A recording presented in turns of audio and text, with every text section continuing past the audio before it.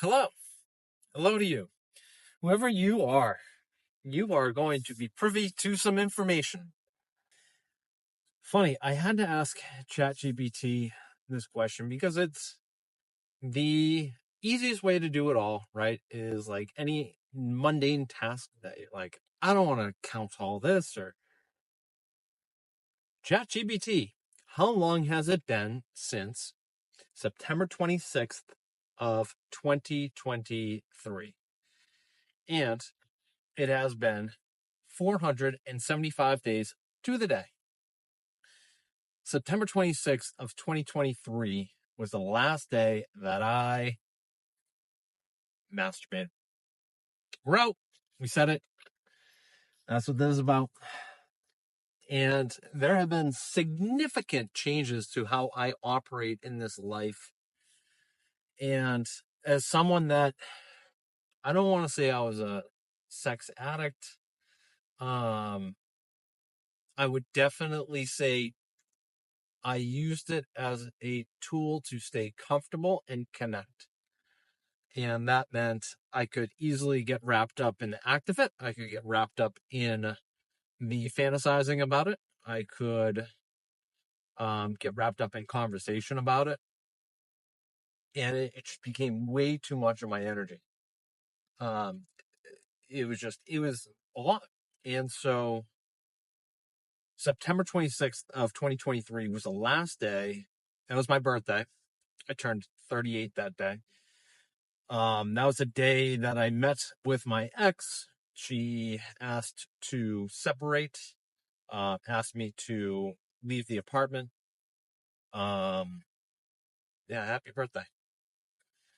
It was a rough day, and that was a gift that I gave myself, right? Is just releasing it because I couldn't sleep. I was really broken up. I was extremely lonely. I mean, the amount of pain I was in that day, I'll never forget. Um, having brought home what did I bring home from work? It was like 2 apple cider donuts that I was going to share. And I was like, oh my God, I'm surrounded by people going out, drinking and eating. And I'm stuck. I couldn't connect with anyone on my birthday. It was painful. It sucked. And so you need to repave this road. And so that day I had my last personal release. And, since then I've had sex, right? But I haven't engaged in that act with myself and gave that energy back to myself, not in that form. So there are a few things that I've learned through this endeavor, you can call it. What I have learned is that you can do without it. You can easily reframe, and I shouldn't say easy. That is definitely not the right word. You can simply, better word, some things are, just because they're simple doesn't make them easy, but you can re-navigate that energy to use it to move forward in different ways, right? So instead of moving in this plane, right, where, I might want to have sex, or I might just want to focus on that release and the pleasure of it, I can take that and I can do something else. I can read a book isn't going to really fit it. I can go for a walk. I can do some breathing exercises. I can take a cold shower. I can go exercise. Exercise. Anything that's physical, it's easy to go do. You're going to get that delayed gratification, which is way better, right? I'd rather go exercise and get my endorphins up than sit there and just like a monkey. And if any of my family members are watching this, I am sorry. Simply just sorry, but this is the honest version of self.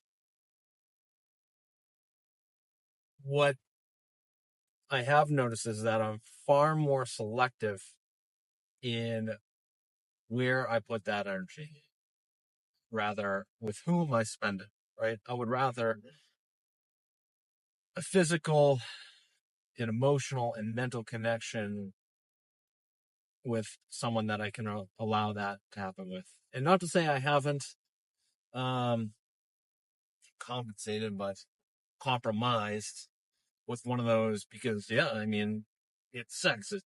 We're adults. We know that it feels amazing and it's a fun act. It really is beautiful. And it's a way that we can really get in touch with our more primal self. But, that end climax, especially for a male, it's like if it doesn't, all those things don't compute,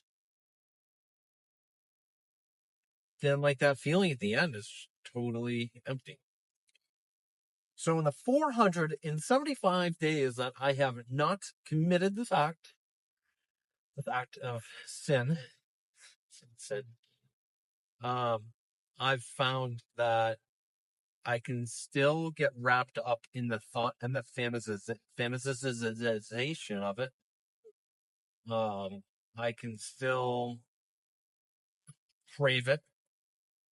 And I would even argue that the cravings are stronger. Uh, and I would also say that the compromise that I would make for said release, I don't do it as much because I'm not in that sphere. I'm not constantly seeking it, right? And, it's just like fishing for anything. If you're fishing for a specific type of fish, you're going to have a specific type of bait. I don't put that bait out, so I don't catch that kind of fish. I don't have that vibration, or my vibration isn't focused there, so therefore it doesn't law of attraction, right? It doesn't attract. So I find myself probably wrapped up a little bit too much in the emotional side of things and looking for someone that is similar there. And probably seek too much of it because I want to have that release with someone. I want to engage that, exchange that energy. Who doesn't, right? There are some people that are asexual and that stuff is just, I don't understand it.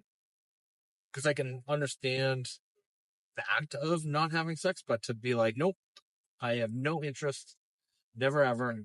It's going to be an energetic blockage, just like totally unawakened in a certain part of their bubble.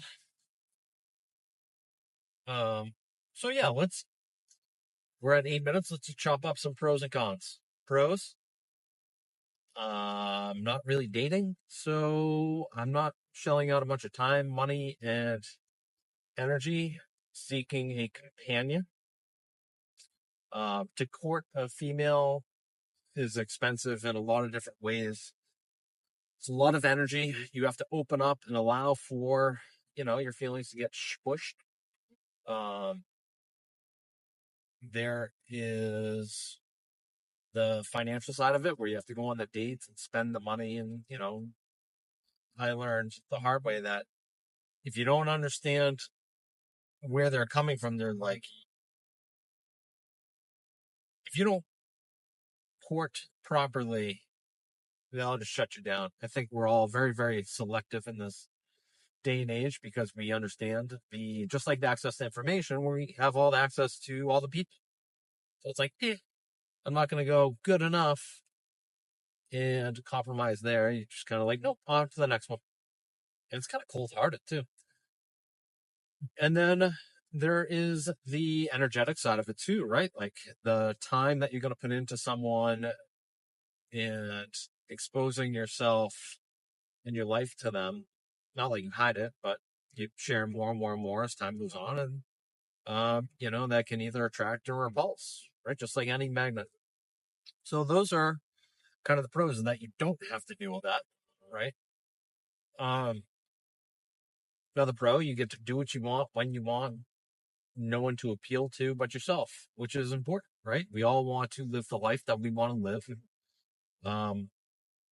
We have to make compromises so that we can be where we want to be. But at the same rate, if I don't have to compromise for someone else, then, I can live that life and everything that happens is within my control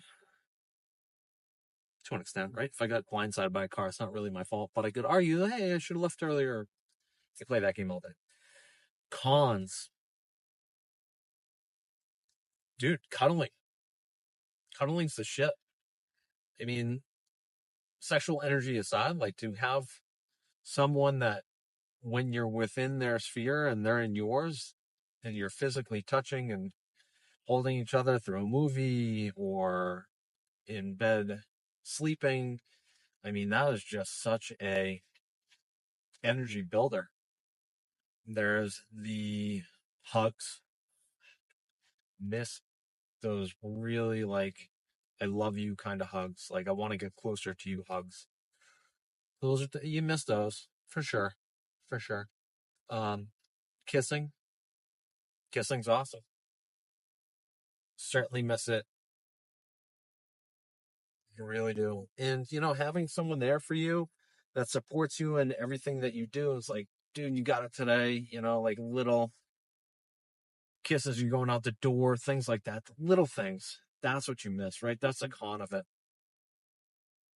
Oh, this is like relationship pros and cons. This isn't even masturbation. Whoops. I guess that's part of it is when you're not seeking the companion, you lose out on all these things. And if you're not using that sexual energy to drive you forward towards finding that companion, then shit, you miss out on all these awesome things. And I think if you get that release, you have less drive.